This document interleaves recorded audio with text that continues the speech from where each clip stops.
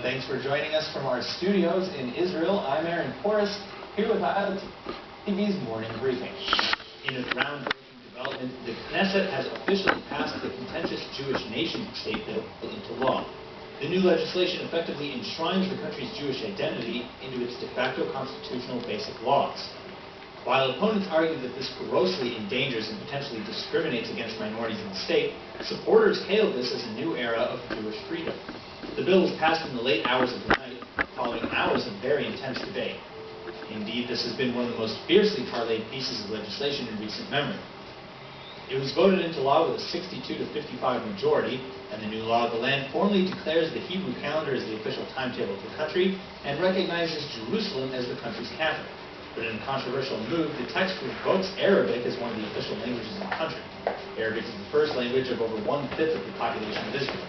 Additionally, another clause that seemingly endorses the idea of Jewish-only communities has been the focal point of fierce discussion. Proponents say that this merely grants religious freedom to Jews, but critics abroad and in the state of Israel have slammed the entire notion as dangerously discriminatory, especially towards minorities and non-Jewish citizens of the state. That's why leading Jewish groups in the United States have uniformly condemned the new Jewish state law altogether. According to them, quote, "The damage that will be done by this new nation-state law to the legitimacy of the Zionist vision and to the values of the state of Israel as a democratic and Jewish nation is enormous," end quote.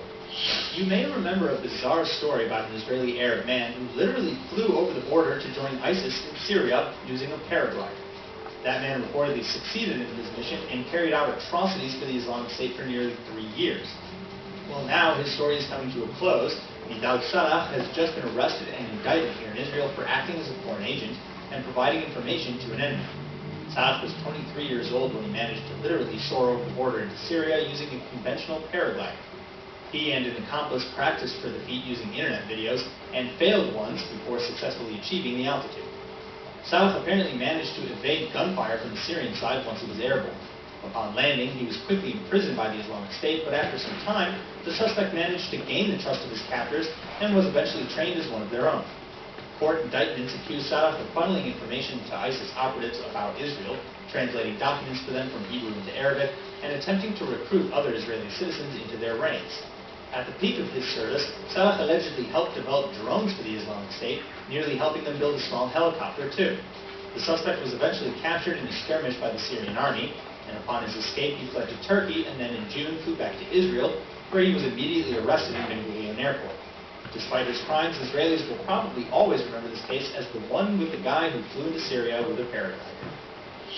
Judge Ronit Poznansky-Katz, who was the original judge overseeing the Bezek case, Case 4000, has just been dismissed from the judiciary. In February, the judge was caught texting the Israeli Securities Authority attorney Eran Shaham-Shavi about detention hearings in the Bezek case. She stepped down from the case following the reveal of her exchange with Shavi, and in April she was convicted of conduct unbecoming of a judge by a judiciary committee as part of a plea bargain. That being said, Poznansky-Katz has, until now, hoped that she would still be allowed to practice after suspension. But Wednesday she was dismissed permanently, with the judiciary panel overseeing her case explaining that her behavior was too damaging to the court's credibility.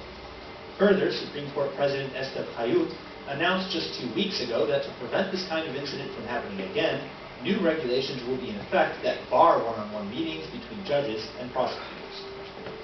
It's been just days since the High Court lost jurisdiction over land disputes in the West Bank to the Jerusalem district courts, making it more difficult for Palestinians to file land dispute claims.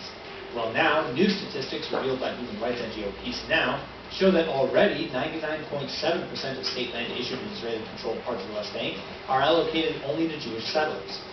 The West Bank is split into areas A, B, and C, denoting various rights to the land. Area A falls under the jurisdiction of the Palestinian Authority, Area C is controlled by Israel, and Area B is jointly controlled by both governments, with its division to be determined in negotiations. Still, according to figures that Peace Now was given in a Freedom of Information request, only about 400 acres out of the 350,000 acres in Area C that Israel has allocated for development has been issued for Palestinian use. In response to these claims, however, the civil administration has claimed that there is a very low number of Palestinian applications to begin with, and settlers in the West Bank have pointed out that legally their land sits on property loaned to them by the Israel Land Authority. Further, according to a former legal advisor in Israel's foreign ministry, Hague regulations give the occupying power the right to enjoy lands not privately owned. Regardless, Peace Now alleges that this behavior is an abuse of a loophole and damages the prospect of a two-state solution. Conservative Rabbi Dov Chayun was awoken at 5 a.m. this morning by police banging on his front door. He spent hours in police interrogation and promised to return for more on Monday. His charge?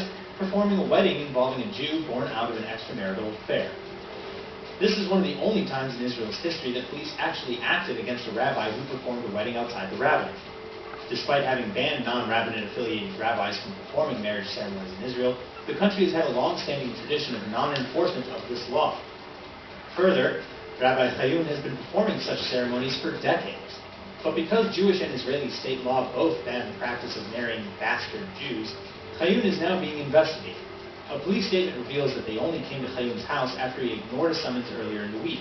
But according to Chayun and critics of the ultra-Orthodox rabbinate, this behavior sets a dangerous precedent. Yesh Atid head Yair Lapid called it the madness of Haredi coercion and a disgrace. Chayun and his attorney went further, saying it's hard to think of an act that's less Jewish than the police being dragged into servicing the Orthodox courts.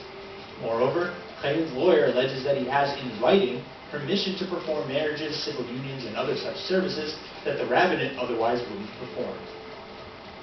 That's all for now. I'm Aaron Porras, and see you later with our main daily broadcast from Israel at 2 p.m. Eastern Time.